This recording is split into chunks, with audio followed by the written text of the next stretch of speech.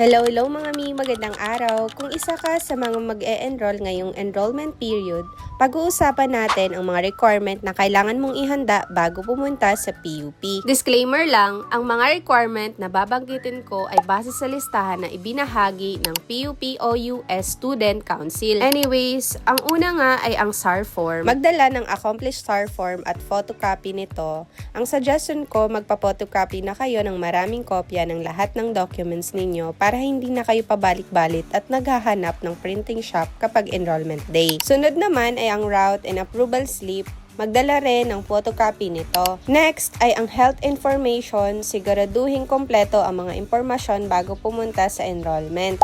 Kasunod, ang undertaking form. Again, accomplished form plus photocopy rin. Huwag din kalimutan ang copy ng email na may enrollment schedule. Pwede ninyo itong i-download o i-screenshot. Ito rin ang ipapakita ninyo sa security guard pagpasok sa campus dahil ito ang magsisilbing gate pass ninyo. Magdala ng original at photocopy ng PSA birth certificate. Kung kasal naman kayo at gusto ninyong gamitin ang surname ng inyong asawa, magdala rin ng marriage certificate. Applicable lang ito sa mga gustong magpalit ng surname. Dumako naman tayo sa SF10, magdala ng original at photocopy. Kung wala pa itong remarks dahil ongoing pa ang processing sa previous school ninyo, huwag magpanik. Ang importante ay dalhin ninyo ang parehong dokumento na in-upload o sinumite ninyo sa iApply dahil iyon ang naging basehan ng inyong evaluation. Kapag available na ang copy na may remarks, mas maganda kung iyon ang madadala ninyo. Kasama din syempre sa mga senior high school graduate yung SF9 o junior high school report card. Kung transcript of records o TOR naman ang requirement ninyo, ganoon din ang advice. Kung wala pa itong remarks dahil pinoproseso pa ng dating school, dalhin muna ang parehong TOR na isinumite ninyo sa iApply. Magdala rin ng photocopy nito. Para naman sa mga old curriculum high school graduates, ang requirement ay Form 137, kasama rin ang photocopy. Para sa Certificate of Good Moral Character, ito ay karaniwang requirement sa mga PUPSET o US applicants o mga hindi pa nakapag-college. Samantala, para sa mga transferee o may previous college, kadalasan ay honorable dismissal ang requirement.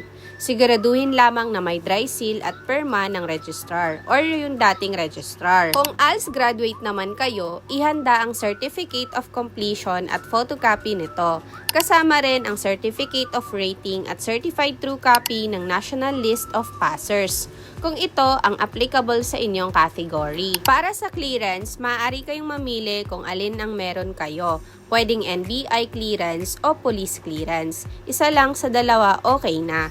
Pero kung pareho ang meron kayo, mas mabuti at dalhin ninyo pareho kasama ang photocopies. Kung employed kayo, kailangan ninyo ng Certificate of Employment.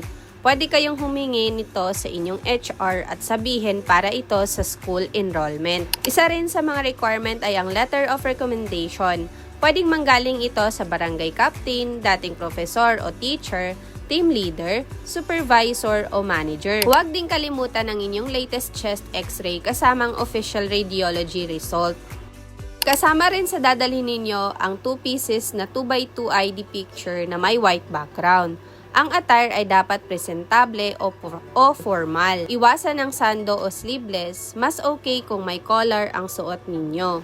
At syempre, huwag kalimutan ang iba pang essentials gaya ng valid ID o school ID sa dati niyong school, company ID kung employed, brown envelope para sa inyong documents, ballpen, tubig, snacks, at payong lalo na ngayong tag-ulan o maaraw yung panahon. Malaking tulong ang pagiging prepared para hindi kayo aalis pa sa pila kapag may nakalimutang requirement.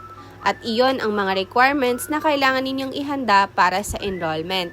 Again, i-check pa rin ang official announcement ng PUP o US at ng Student Council dahil maaaring may additional instructions depende sa inyong applicant category. So hanggang dito na lang. Salamat sa panonood. Bye!